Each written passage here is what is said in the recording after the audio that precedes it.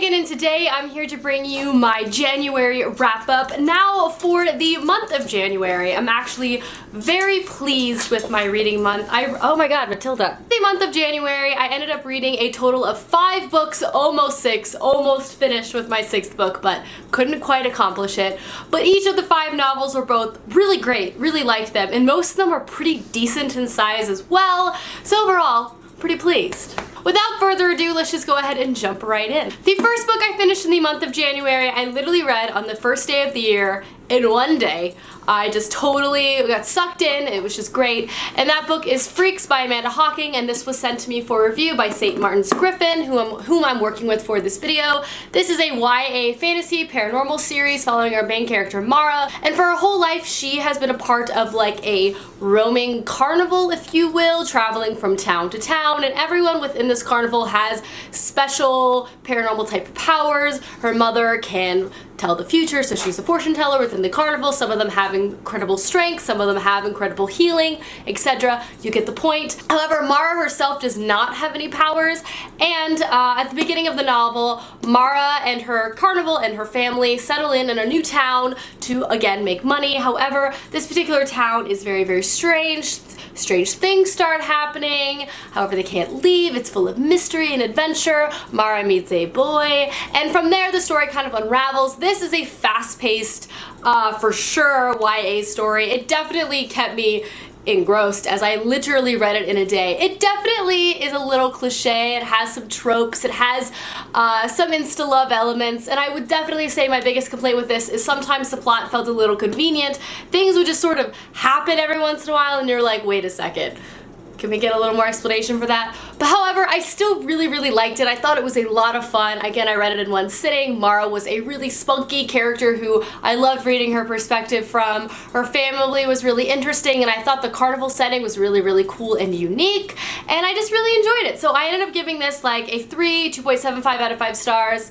It was a good time. Next book I read was probably my favorite book of the month because it was absolutely incredible, and that was The Unseen World by Liz Moore. This is an adult literary fiction novel that was just so dang good. This is a novel set in the 1980s, and it follows the relationship between a young girl and her father. They're both very eccentric, as the father is a professor at a major university and he homeschools his daughter, who's also quite gifted and very intelligent, but she's also by product very eccentric, doesn't really understand what happens like in the real world or just kind of like amongst other children. This just follows Ada as she grows up and lives with her father, and some dramatic events happen in her early childhood that kind of causes her to kind of dig deeper into her father's past to figure out what's going on. This is a story full of nostalgia. It has a really cool lab setting, and it's just full of characters you just love. I flew through this book. I found every character in this novel fascinating, and you also loved them for different reasons.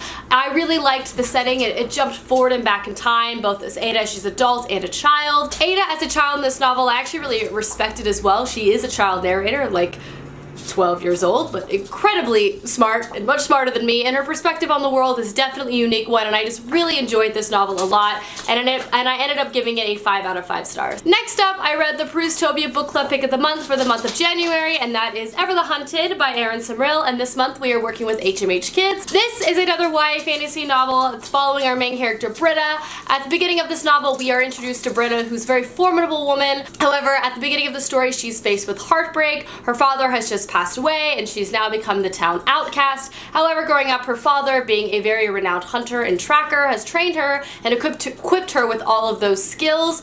But because she is an outcast upon her father's death, she starts having to hunt to survive.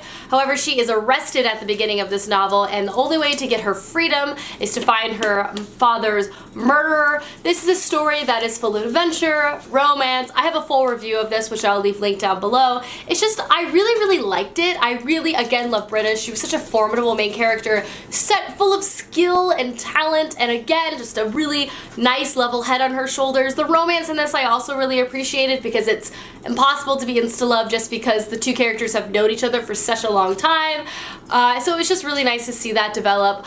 My biggest complaint was really, I just wish there was a little more world building, as I just really liked the world. It had this fairy tale element to it, which I found to be really interesting, so I just wanted a bit more of that. Overall though, I ended up giving this book a 3.5 out of 5 stars. Next book I read is a hunker, and that is The Beauty of Darkness by Mary E. Pearson, and oh my gosh, I just love this series so much. This is the concluding novel to the Remnant Chronicles, which is a well-known YA fantasy series, the first one being The Kiss of Deception, and I have to say, just right off the bat, this was a fantastic concluding novel to a trilogy, and beyond that, legitimately, this particular trilogy just got stronger and stronger and stronger with each book. The main character is literally one of my favorite people in the entire world. She is so smart, and just her dialogue in this book is so good. She's just so amazing. Like, I want to know her and be her friend.